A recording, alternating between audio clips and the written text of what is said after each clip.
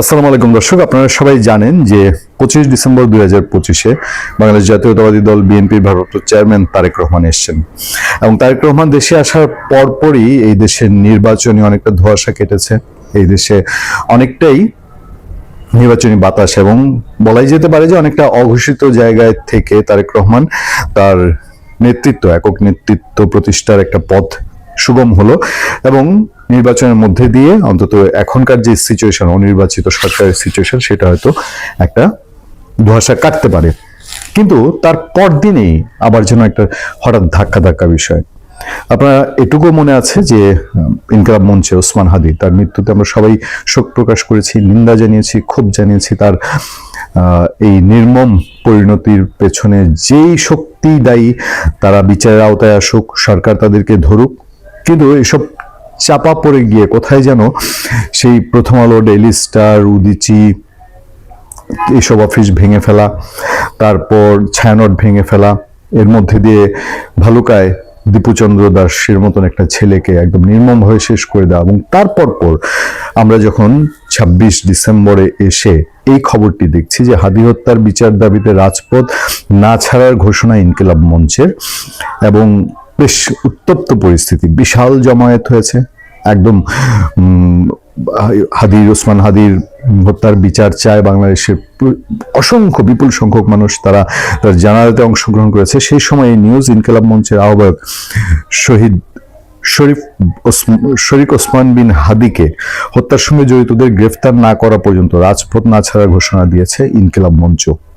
পরিস্থিতি খারাপ করা হলে ক্যান্টনমেন্ট বা যমুনা ঘেরাও করতে তারা বাধ্য হবেন বলেও হুঁশিয়ারি দিয়েছেন। যেটা আপনাদেরকে বলছিলাম যে পরিস্থিতি হঠাৎ একটা উত্তপ্ত অবস্থার দিকে কিনা। শুক্রবার বিকেলে ইনকিলাব মঞ্চ ফেসবুকে দেয়া এক স্ট্যাটাসে বাংলাদেশ জনগণকে ওসমান হাদি হত্যার বিচারের দাবিতে শাহবাগে এসে অবস্থান করার আহ্বান জানিয়েছে। পূর্ব ঘোষণা অনুযায়ী হাদি হত্যার বিচারের দাবিতে আজ শুক্রবার জুমার নামাজের পর শাহবাগ অবরোধ করে বিক্ষোভ কর্মসূচি শুরু করে ইনকিলাব মঞ্চ। এই কর্মসূচিতে যোগ দিয়েছেন বিভিন্ন শ্রেণী পেশার মানুষও। টানা 5 ঘন্টা ধরে অবরোধ চলতে থাকায় আশপাশের রাস্তায় যানজট দেখা যায়। আজকের কর্মসূচিতে ইনকিলাব মঞ্চের সদস্য সচিব আব্দুল্লাল জাবের বলেন, যতক্ষণ পর্যন্ত শহীদ হাদি হত্যার পেছনে যারা জড়িত, যারা পরিকল্পনাকারী, হত্যাকারী, তাদের সবাইকে গ্রেফতার না করা পর্যন্ত আমরা রাজপথ ছাড়ছি না। আমাদের আর ঘরে ফিরে যাওয়ার সুযোগ নেই। আজকে শাহবাগ অবরোধ করেছে, আগামীকালও করা হবে। সারা বাংলাদেশ থেকে জনতা আসছে। প্রয়োজনে প্রধান উপদেষ্টা অধ্যাপক মোহাম্মদ ইউনূসের বাসভবন যমুনা ঘেরাও করার হুমকি দিয়ে কর্মসূচিতে অংশ নেওয়া হাদির ভাই শরীফ ওমর বিন হাদি বলেন, সরকারের অবস্থা দেখে বোঝা যায় বিচার নিয়ে তাদের কোনো আগ্রহ নেই। ওসমান হাদির বিচারের দাবি এখন বাংলাদেশে 18 কোটি মানুষের দাবি। আমরা রাজপথে নেমেছি, বিচার না হওয়া পর্যন্ত আমরা ঘরে ফিরবো না। আমরা কিন্তু আরো কঠিন কর্মসূচি ঘোষণা করতে বাধ্য হব। রাষ্ট্রের পরিস্থিতি খারাপ হওয়ার আগেই বলে দিতে চাই, আমাদের বাধ্য করবেন না ক্যান্টনমেন্ট বা যমুনা ঘেরাও করতে।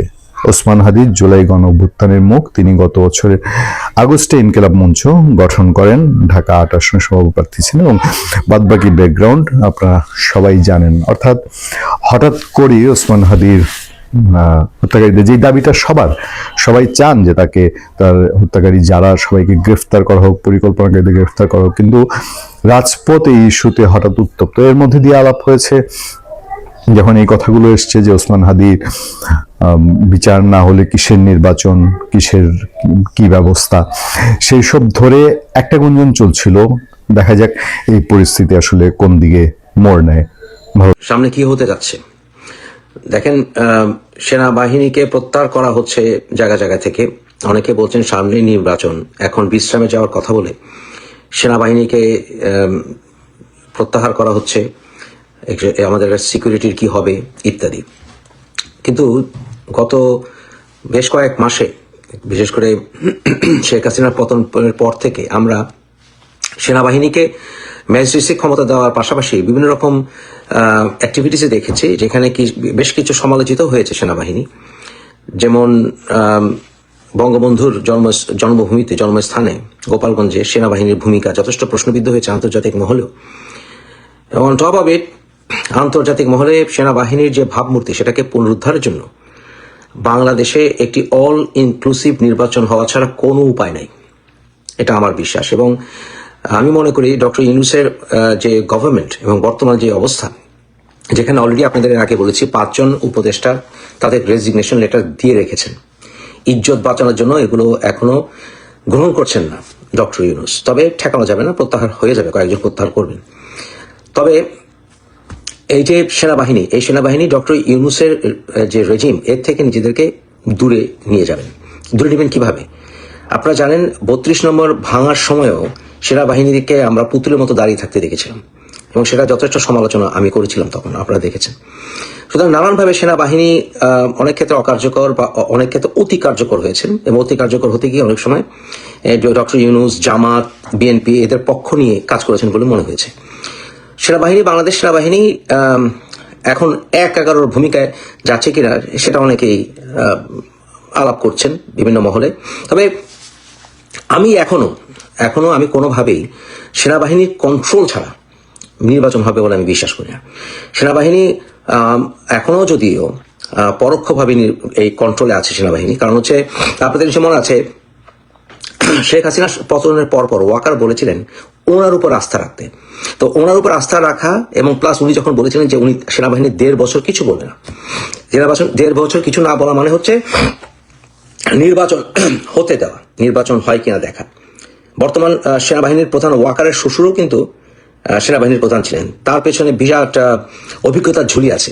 এবং যে সকল সেনাবাহিনীর কর্মকর্তারা শেষ পর্যন্ত ওই 1-11 ভূমিকা অবতীর্ণ হয়েছেন, বা এরশাদের ভূমিকা অবতীর্ণ হয়েছেন, বা জিয়াউর রহমান হয়েছেন, তাদের শেষ পরিণতি, তারা যতটুকুই কম আর বেশি জনপ্রিয় হয়েছেন, তাদের শেষ পরিণতি ভালো হয়নি। এটা ওয়াকার খুব ভালো করে জানেন। তাহলে একটি নির্বাচন হতে হলে কিভাবে সুষ্ঠু হয় এবং সুষ্ঠু নির্বাচন দিয়ে সরে যাওয়া যায়, সেটা ওয়াকারের প্রধান বিবেচ্য বিষয় হওয়া প্রয়োজন, এবং সেটা পথে বর্তমান সরকার এগুচ্ছে না বললেই চলে। এখনো বিভিন্ন ইস্যু নিয়ে, নির্বাচনকে ঘিরে বিভিন্ন ইস্যু নিয়ে যে সকল মৌলিক বিষয়, সেই সকল সমস্যার কিন্তু সমাধান হয়নি। যদিও তারা বিভিন্ন মনোনয়নের ঘোষণা দিচ্ছেন, কিন্তু সেগুলো কিন্তু সমাধান হয়নি। আওয়ামী লীগকে নির্বাচনে না আসতে দিয়ে নির্বাচন করা, একটা হচ্ছে যে নির্বাচনে আসবে না, যেমন বিএনপি নির্বাচনে আসেনি, কিন্তু আসতে না দেওয়া আর না আসার ভিতরে ব্যাপক পার্থক্য আছে। এই সবকিছু মিলিয়ে এই সমস্যা কিন্তু সমাধান হয়নি। এই সনদ নিয়ে ঝামেলা সৃষ্টি হচ্ছে, আবার আওয়ামী লীগকে নির্বাচনে আসতে দিবে না কোন আইনে, এবং যেহেতু নির্বাচনে আসার ক্ষেত্রে আইনত কোনো বাধা দেওয়ার কোনো আসলে যুক্তি নেই বর্তমান সরকারের, নির্বাচন কমিশনের। এসব কিছু নিয়ে ঝামেলা শুধু সামনে বাড়বে, এবং বিএনপির ভিতরে প্রচন্ড অন্তর্কলহ আছে। বিএনপির বিভিন্ন জায়গায় আপনারা যে মারামারি হতে দেখছেন, এটা আরো তীব্রতর হবে যদি তারেক রহমান বাংলাদেশে আসে।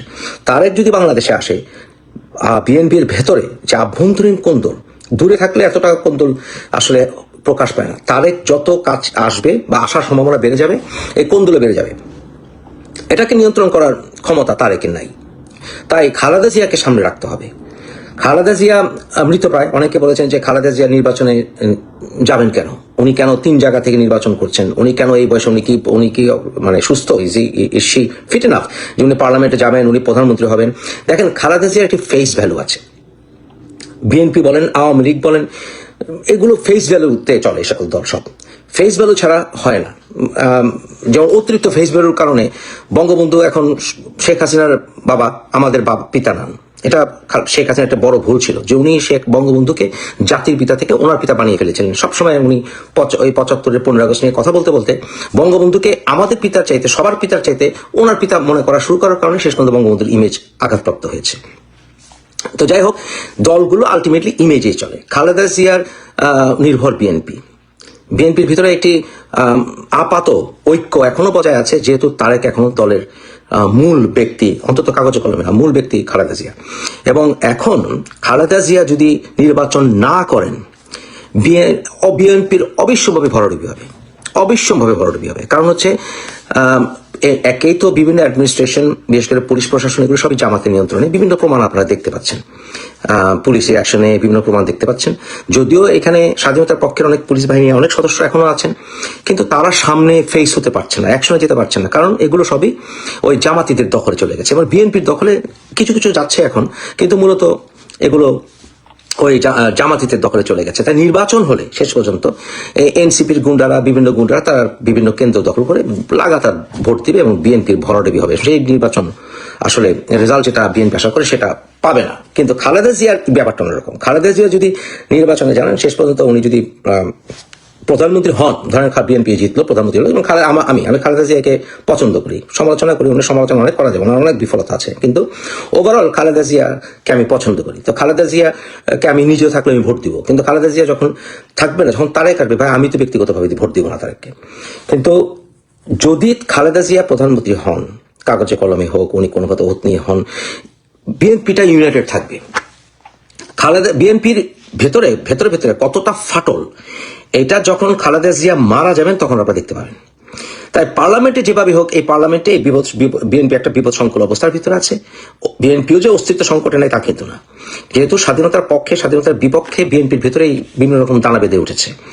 এবং ইল্লু পিঙ্কুরা চাচ্ছে সামহাও, দেখবেন যে খালেদা জিয়াকে আরো উনি নির্বাচনে কেন আসছেন এসব আরো বাড়িয়ে দিবে, তারা বলা এগুলো তারা বিভিন্নভাবে বাড়িয়ে দিবে। বিশেষ করে জামাতি, যারা প্রো জামাতি, বিএনপিকে আমরা পছন্দ করি এরকম একটা ভাবে যারা আছে, তারা খালেদা জিয়া কেন আসতে গেছেন এই বিষয়টি তারা বেশি করে করবে।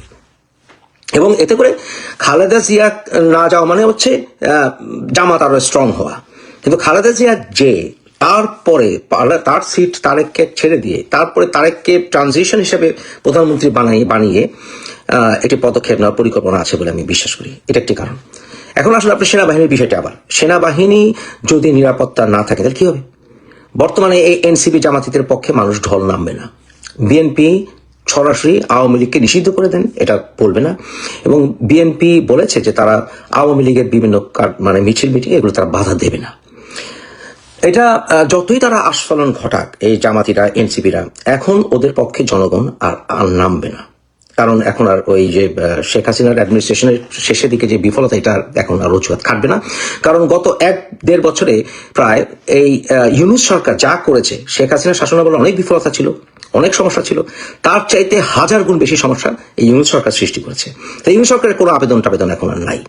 সুতরাং যখন সেনাবাহিনী সরিয়ে নিবে, আপনার অলরেডি প্রত্যাহার হয়ে যাচ্ছে, দেখবেন যে যখন আওয়ামী লীগ শোডাউন করবে, সেই শোডাউনকে ঠেকানোর ক্ষমতা বর্তমানে এই সরকারের থাকবে না।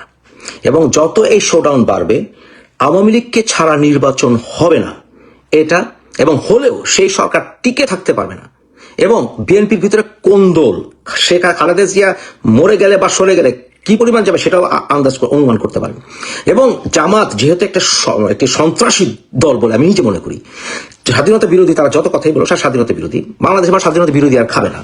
সবকিছু মিলে আওয়ামী লীগের সামনে নির্বাচনে আসাটাকে আন্তর্জাতিক মহল আরো বেশি যৌক্তিক মনে করবে।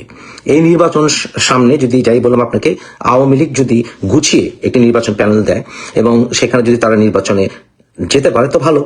যদি নিতে না পারে তাহলে যেটা হবে, যেই সরকারই গঠিত হবে, খালেদা জিয়া যদি শেষ পর্যন্ত পুরো টার্ম না থাকতে পারেন, এবং থাকার সম্ভাবনা ওনার আল্লাহ জানেন, আল্লাহ কাউকে 100 বছর বাঁচাতে পারেন, কিন্তু ওনার যে স্বাস্থ্যের অবস্থা, উনি প্রধানমন্ত্রীর দায়িত্ব পালন করতে পারবেন বলে আমি মনে করি না। এবং সেই ক্ষেত্রে তারেক নির্ভর সরকার যদি আবার খুনাখুনি সরকারে পরিণত হয়ে যায় তাহলে তো বিপদ। কিন্তু বর্তমানে এত বছর পরে এসে তারা যদি খুনাখুনি সরকারে পরিণত হয় এবং জামাত যদি জঙ্গিগিরি করা শুরু করে, তাহলে আওয়ামী লীগ কিন্তু বিরোধী শক্তি হিসাবে যথেষ্ট শক্তিশালী দল, সারা জীবন তারা প্রমাণ করেছে, এবং তখন ওই সরকার পুরো টার্ম থাকতে পারবে বলে আমি মনে করি না। তাই বর্তমানে যে আপনার আর্মি, তারা চাচ্ছে, বিশেষ করে ওয়াকার তো চাচ্ছেন যে একটা অল ইনক্লুসিভ নির্বাচন হোক।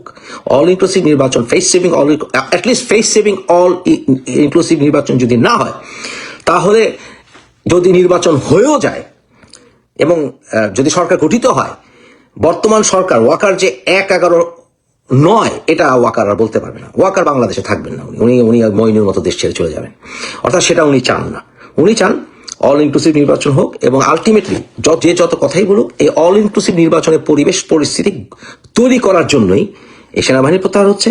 এবং সেনাবাহিনী প্রত্যাহারের পরে আওয়ামী লীগের আন্দোলন জোরদার হবে, নির্বাচনে যেতে চাই দাবি বেড়ে যাবে, এবং সেই ক্ষেত্রে আমরা আওয়ামী লীগকে নির্বাচনে দেখতে পারবো।